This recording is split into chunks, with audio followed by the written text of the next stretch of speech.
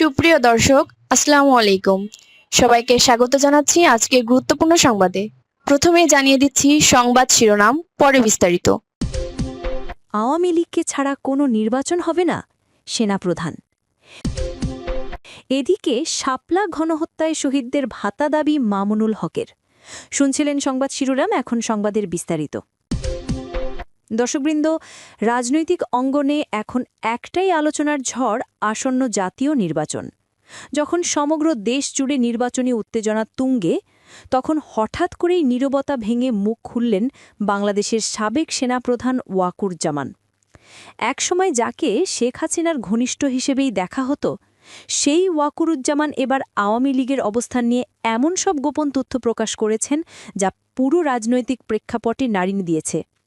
আজকের এই প্রতিবেদনে আমরা বিশদভাবে জানব তার বক্তব্য, প্রতিক্রিয়া এবং এই বক্তব্যে যে সুনামি বইছে রাজনীতির মাঠে, তারই পূর্ণচিত্র।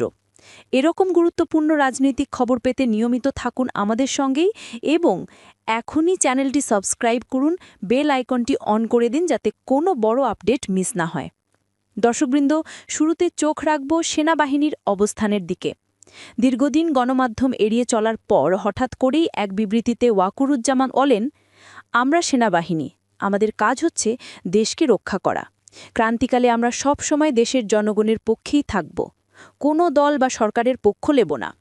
তার এই ঘোষণায় নতুন করে বিতর্কের জন্ম নিয়েছে, কারণ রাজনৈতিক মহলে প্রচলিত ধারণা ছিল যে তিনি শেখ হাসিনার আশীর্বাদেই সেনাপ্রধান পদে নিয়োগ পেয়েছিলেন, অথচ এখন তিনি সরাসরি আওয়ামী লীগের নীতি ও কর্মকাণ্ডের সমালোচনা করছেন। তিনি আরও বলেন, বর্তমানে বাংলাদেশ এক কৃত্রিম দুর্যোগের মধ্য দিয়ে যাচ্ছে। আমরা বহুদিন ধরেই এই দুর্যোগ সহ্য করে যাচ্ছি।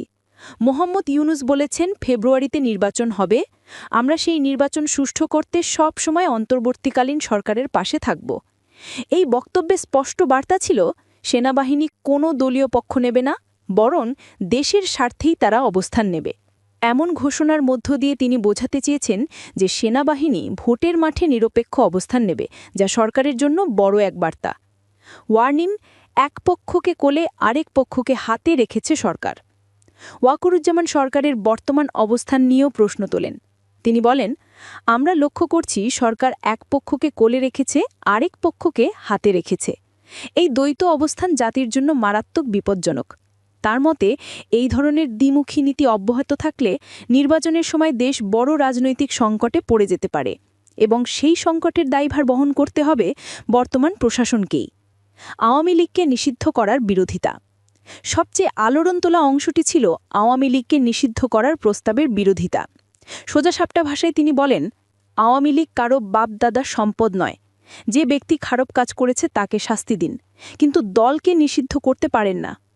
এমনকি শেখ হাসিনাকে ফাঁসি দিলেও আমার আপত্তি নেই, কিন্তু নির্দোষ আওয়ামী ভোটারদের ভোটাধিকার কেড়ে নেওয়া চলবে না। তারই বক্তব্য নির্বাচনের মাঠে নতুন বিতর্কের জন্ম দিয়েছে, কারণ অনেক বিরোধী গোষ্ঠী আওয়ামী লীগকে নির্বাচন থেকে বাদ দেওয়ার দাবি তুলছিল। কিন্তু ওয়াকুরুজ্জামান মনে করেন, এটা করলে নির্বাচন হবে একপেশে, অগণতান্ত্রিক এবং গ্রহণযোগ্যতাহীন। তিনি আরও বলেন, যারা ধানমন্ডি ৩২-এ শেখ মুজিবুর রহমানের বাড়ি ভেঙেছে, সেই মব সন্ত্রাসীদের বিচার না করেই আপনি কিভাবে দেশের শাসন ব্যবস্থা সঠিক পথে চালাচ্ছেন? শেষের বক্তব্য তিনি সরাসরি বর্তমান সরকারের বিরুদ্ধে হুঁশিয়ারিও উচ্চারণ করেছেন। তিনি বলেন, শেখ হাসিনা যে ভুল করেছে তার সাজা সে পাচ্ছে, আপনিও একই পথে হাঁটছেন। এই পথ থেকে সরে না আসলে নেপালের মতো পরিস্থিতি হবে। শেখ হাসিনা পালানোর সুযোগ পেয়েছিল, নেপালের প্রধানমন্ত্রী সেই সুযোগ পাননি।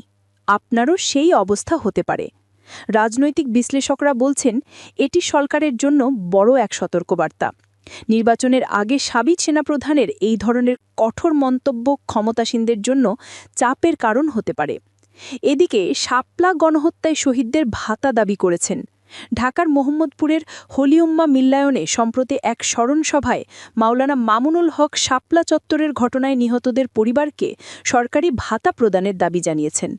তিনি বর্তমানে শাপলা স্মৃতি সংসদের সভাপতি এবং বাংলাদেশ খেলাফত মজলিসের আমির হিসেবে দায়িত্ব পালন করছেন। অনুষ্ঠানে তিনি বলেন, যেভাবে ১৯৭১ সালের মুক্তিযুদ্ধে শহীদদের পরিবারকে সরকারিভাবে ভাতা দেওয়া হয়, ঠিক সেমনি ২০১৩ সালের শাপলা গণহত্যায় নিহত শহীদদের পরিবারের জন্য নিয়মিত ভাতা চালু করতে হবে। মামুনুল হক আরও জানান, ইতোমধ্যেই শাপলা শহীদ গার্ডিয়ানস ফোরাম নামে একটি নতুন সংগঠন গঠিত হয়েছে, যা এসব শহীদ পরিবারের পাশে দাঁড়াবে এবং তাদের জন্য নিয়মিত মাসিক সহায়তার ব্যবস্থা করবে। তার দাবি, সরকারের অবহেলার কারণে এতদিন এই পরিবারগুলো উপযুক্ত সহযোগিতা পায়নি, অথচ তারা নিজেদের সন্তান স্বজন হারিয়ে চরম মানবেতর জীবনযাপন করছেন। অনুষ্ঠানে উপস্থিত ছিলেন মাওলানা আত্তা আল্লাহ আমিন, মাওলানা আবুল হাসান জালালি, মাওলানা ইলিয়াস হামিদি, মাওলানা সালাউদ্দিন মাসুদ এবং মাওলানা আরিফুর রহমান সহ কয়েকজন ইসলামী নেতৃবৃন্দ। তারা সবাই শহীদ পরিবারের প্রতি দায়িত্ববোধ থেকেই এই উদ্যোগকে সমর্থন জানিয়ে বলেন, এই ধরনের সহায়তা কার্যক্রম চলমান রাখতে হবে এবং প্রয়োজনে ধাপে ধাপে আরও বিস্তৃত করতে হবে। তারা মনে করেন, এই পরিবারগুলো রাষ্ট্রের অংশ এবং নাগরিক হিসেবে তাদের প্রতি মানবিক দায়িত্ব পালনে সরকারকে এগিয়ে আসতে হবে। বক্তারা বলেন, রাষ্ট্র যদি ৭১-এর শহীদদের সম্মান জানাতে আর্থিক সহায়তা প্রদান করতে পারে, তাহলে গণ আন্দোলনে নিহত নিরীহ মানুষের পরিবারকেও সেই মর্যাদা এবং সহায়তা দেওয়া উচিত। স্মরণসভায় বক্তারা সরকারের কাছে আনুষ্ঠানিকভাবে দাবি জানান, একটি জাতীয় তদন্ত কমিশন গঠন করে শাপলা চত্বরের ঘটনায় নিহতদের সঠিক সংখ্যা নির্ধারণ এবং নিহতদের স্বীকৃতি প্রদানের পাশাপাশি তাদের পরিবারকে মাসিক ভাতা ও পুনর্বাসন সহ সব ধরনের সামাজিক সহায়তার আওতায় আনতে হবে। অনুষ্ঠানটি মূলত ছিল শাপলা চত্বরের ঘটনার স্মৃতি রক্ষার উদ্দেশ্যে আয়োজিত বার্ষিক সভা। আয়োজকরা জানান, এই উদ্যোগ কেবল দাবি নয়, বরং নিহতদের আত্মসাৎকে জাতির কাছে স্মরণীয় করে রাখার একটি প্রচেষ্টা। তারা বলেন, এই কার্যক্রম রাজনৈতিক উদ্দেশ্য নয়, বরং মানবিক এবং সামাজিক দায়িত্ববোধ থেকেই গৃহীত হয়েছে এবং ভবিষ্যতেও এটি চলমান থাকবে। দর্শকবৃন্দ, এমন আরও গুরুত্বপূর্ণ আপডেট পেতে চ্যানেলটি সাবস্ক্রাইব করতে ভুলবেন না। বেল আইকনটি অন করুন, যাতে পরবর্তী আপডেট সবার আগে আপনিই পান।